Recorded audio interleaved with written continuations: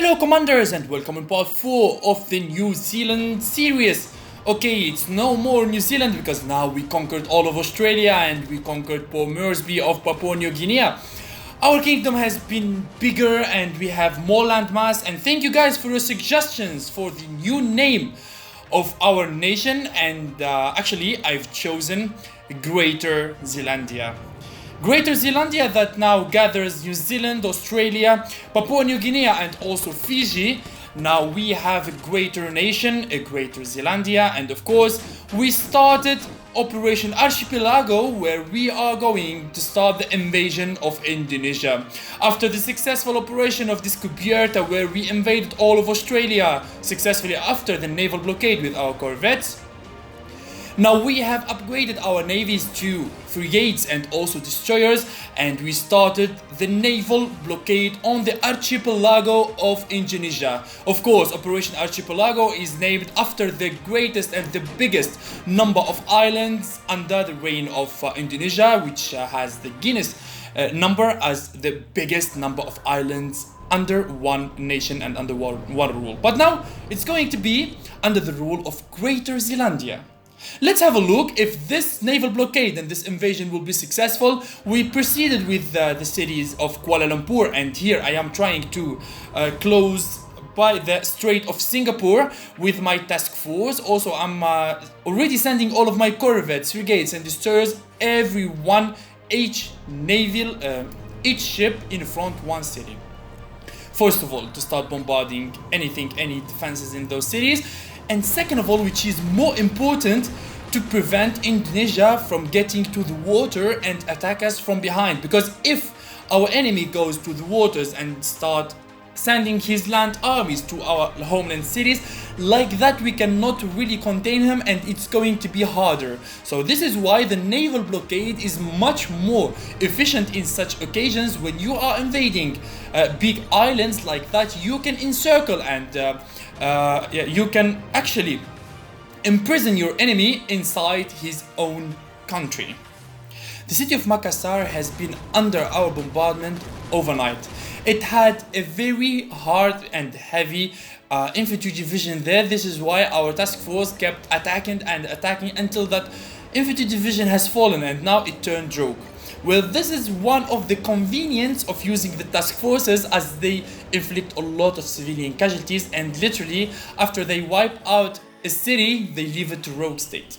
Yes, because you know, ships and task forces, they have a lot of damage versus populations, which is not very good for our morale. But now I do not really have a choice, only to let my navies do the work for our enemies. This task force in front of Makassar has done its work. Now I saw the side of Philippines. All of his homeland cities has level 3 naval bases.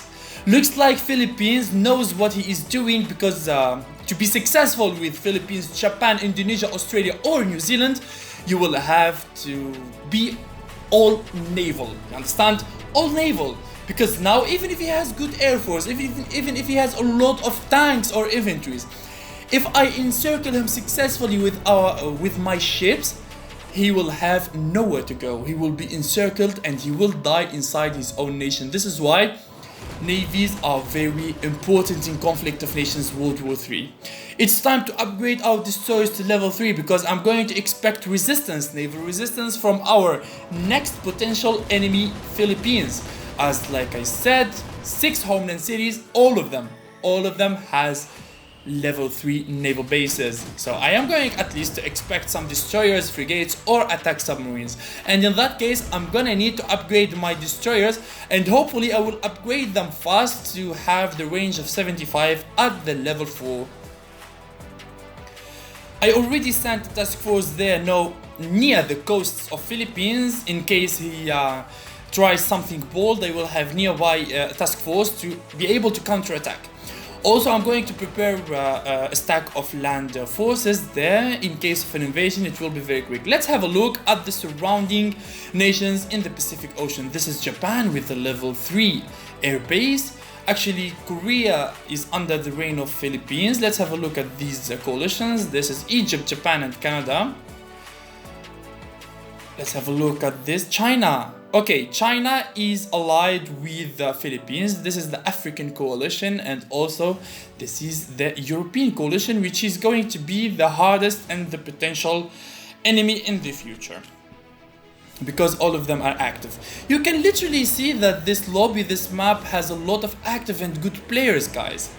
And also, I really realized that in the majority of our series that I make on YouTube here, all of those series has a lot of active players. Like, it's very rare to launch a campaign and launch a solo series with inactive neighbors and inactive enemies. Like, actually, it's making my games more interesting and more heated and intense.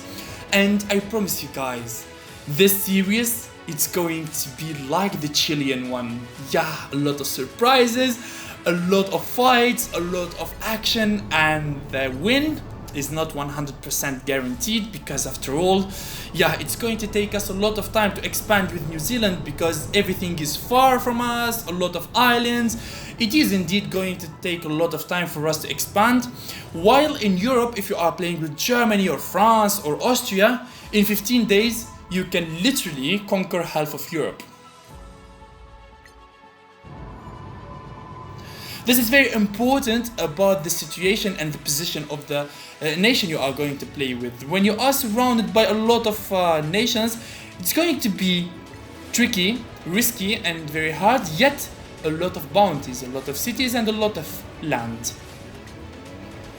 Okay, city by city. Here in Indonesia, his land defenses of course of infantry's divisions, they are starting to crumble one by one under the bombardment of our navies. And of course, guys, do not forget about this. After we conquer Indonesia, if we do it successfully, we are going to change the name of our nation. Do you think that it's going to remain Greater Zealandia? We will see about that. This is India. Look at India, boys. He is playing solo. 2 level 4 naval bases, 2 level 3 air bases, and 1 going in New Delhi for the level 5. India is going for the stealth aircrafts, boys. Well, this is interesting. So many potential enemies. It's going to be tricky. Yeah, it's going to be tricky. I need to upgrade my army ASAP, because we are going to deal with advanced armies in the future, and high quality. Yeah, a high quality we are going to deal with. Of course, we are not going to stand in front of India if he possesses cruisers with that level 4 naval base with level 1 corvettes. Come on. Well, now I'm starting to position my task forces all around Philippines.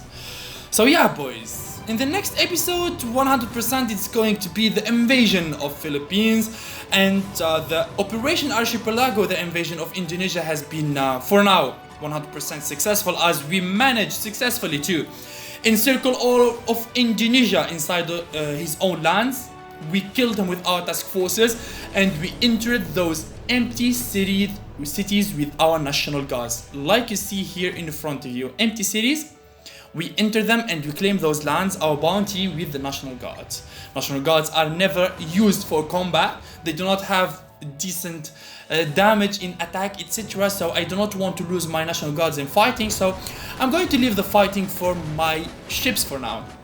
Later on, when we are done with all of these islands, we will see how we will upgrade our army for land invasion.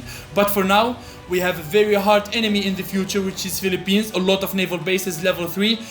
We are going to expect a lot of ships. It's going to be a hard naval battle. Let's see what will happen in the next episode, boys.